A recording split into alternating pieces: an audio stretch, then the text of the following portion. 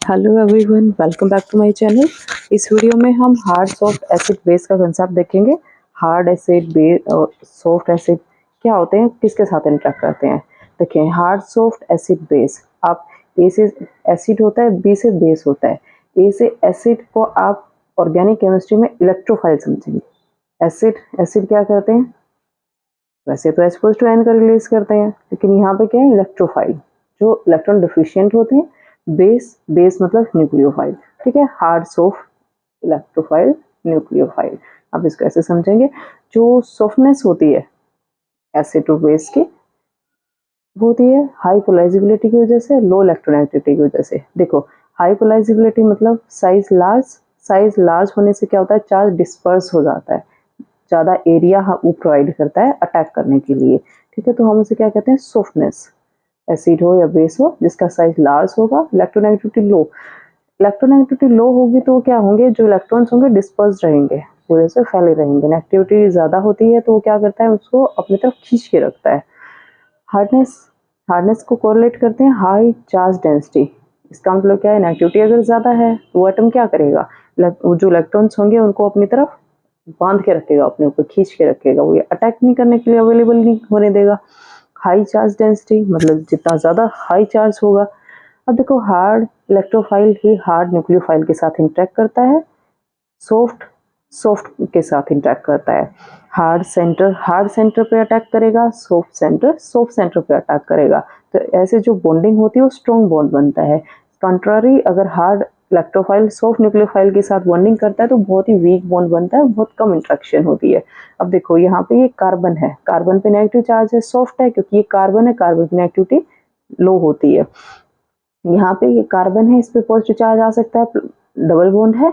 Double bond में क्या होता है, पाई बॉन्ड करैक्टर है। अगर हम सेपरेट करके देखें, एक पे प्लस एक पे माइनस, यहाँ पे माइनस है तो हमें इधर क्या चाहिए, प्लस। तो हम क्या देखेंगे कि एक पे प्लस एक पे माइनस होगा। और यहाँ पे ये देखो, ये जो सेंटर है, ऑक्सीजन है, कार्बन है, ऑक्सीजन की नेगेटिविटी ज्यादा तो स्लाइटली नेगेटिव चार्ज रहेगा, इस पे स्लाइटली पॉजिटिव चार्ज। ये सेंटर हार्ड हो जाता है क्योंकि इसके साथ इलेक्ट्रोनेगेटिव एटम अटैच है डायरेक्ट, और ये सेंटर सॉफ्ट है, तो ये सॉफ्ट है तो किस पे अटैक करेगा, सॉफ्ट सेंटर पे अटैक करेगा। ठीक है, हार्ड इलेक्ट्रोफाइल और सॉफ्ट इलेक्ट्रोफाइल। आप कोई एग्जाम्पल देख सकते हो। देखो, हार्ड इलेक्ट्रोफाइल, यहाँ देखो, ये जो हार्ड इलेक्ट्रोफाइल है, यहाँ पे भी क्या है, ये जो कार्बन है इस पे H+ होगा, वो भी हार्ड होगा क्योंकि साइज स्मॉल है। ये क्यों है, क्योंकि इसके साथ इलेक्ट्रोनेगेटिव एटम अटैच है, डायरेक्ट इलेक्ट्रोनेगेटिव एटम इसके साथ जुड़ा हुआ है, जिसकी वजह से ये कैसा है, हार्ड सेंटर है। यहाँ पे ये देखो, ये सल्फर है, इसके साथ भी क्या इलेक्ट्रोनेगेटिव एटम अटैच है, तो ये भी क्या है, हार्ड है। सॉफ्ट इलेक्ट्रोफाइल, यहाँ पे देखो, ये जो डबल बॉन्ड के साथ है, यहाँ पे कार्बन कार्बन के साथ ये अटैच है, इस जो ये जो सेंटर, इसको हम क्या बोलेंगे, सॉफ्ट सेंटर। यहाँ पे सल्फर है, लेकिन यहाँ पे ये सॉफ्ट है क्योंकि इसके साथ एक ही नेगेटिव इधर, एक ही, और इसके पास लोन पेयर अवेलेबल है, तो ये सॉफ्ट है, साइज भी बड़ा है। कार्बन है, इसके साथ कोई लिविंग ग्रुप अटैच है, तो ये कैसा सेंटर है, सॉफ्ट सेंटर है इलेक्ट्रोफाइल। यहाँ पे ये सॉफ्ट है। आयोडीन ब्रोमीन, ये दोनों सॉफ्ट होते हैं, क्यों, क्योंकि इनका साइज लार्ज होता है, पोलराइजेबिलिटी पावर ज्यादा होती है, पोलराइजिंग पावर ज्यादा होती है। तो आपको पता ही है पोलराइजिंग पावर का केस क्या होता है, जब हम फजन्स रूल के अकॉर्डिंग पढ़ते हैं तो पोलराइजेबिलिटी क्या होती है, जहाँ पे एनायन का साइज लार्ज हो और कैटायन का साइज स्मॉल हो, तब पोलराइजेबिलिटी पॉसिबल है। ठीक है, जितना ज्यादा लार्ज एनायन का साइज होगा, स्मॉल कैटायन का साइज होगा, उतना ज्यादा कोवलेंट करैक्टर होता है। यही हमने पोलराइजेबिलिटी को पढ़ा हुआ है, राइट। तो यहाँ पे जो ये आयोडीन और ब्रोमीन है, इन दोनों का साइज लार्ज होने की वजह से कैसे होते हैं, सॉफ्ट इलेक्ट्रोफाइल होते हैं। हार्ड न्यूक्लियोफाइल की अगर बात करें, देखो H2O, ऑक्सीजन है, मोर इलेक्ट्रोनेगेटिव है।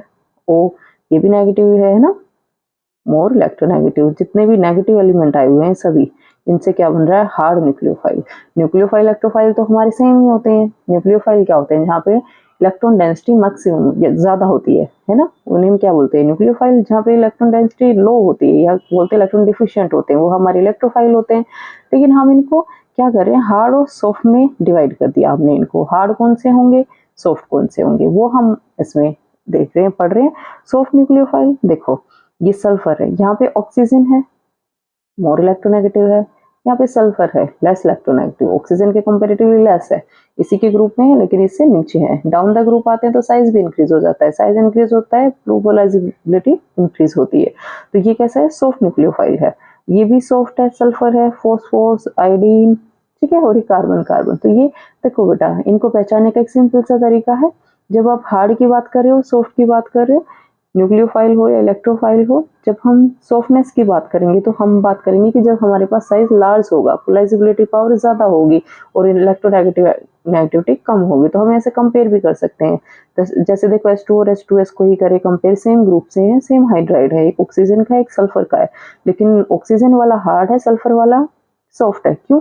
क्योंकि ये ऑक्सीजन से नीचे आता है, डाउन द ग्रुप आ रहे, साइज बढ़ रहा है, इसका साइज इंक्रीज हो रहा है, और यहाँ पे ऑक्सीजन इसकी नेगेटिविटी ज्यादा है, इसकी नेगेटिविटी कम है सल्फर की, तो ये कैसा है? सॉफ्ट है, ये हार्ड है। ठीक है, तो हार्ड सॉफ्ट एसिड बेस के बारे में हम जब भी बात करेंगे, हम सॉफ्टनेस कहाँ पे होगी? जहाँ पे साइज लार्ज होगा।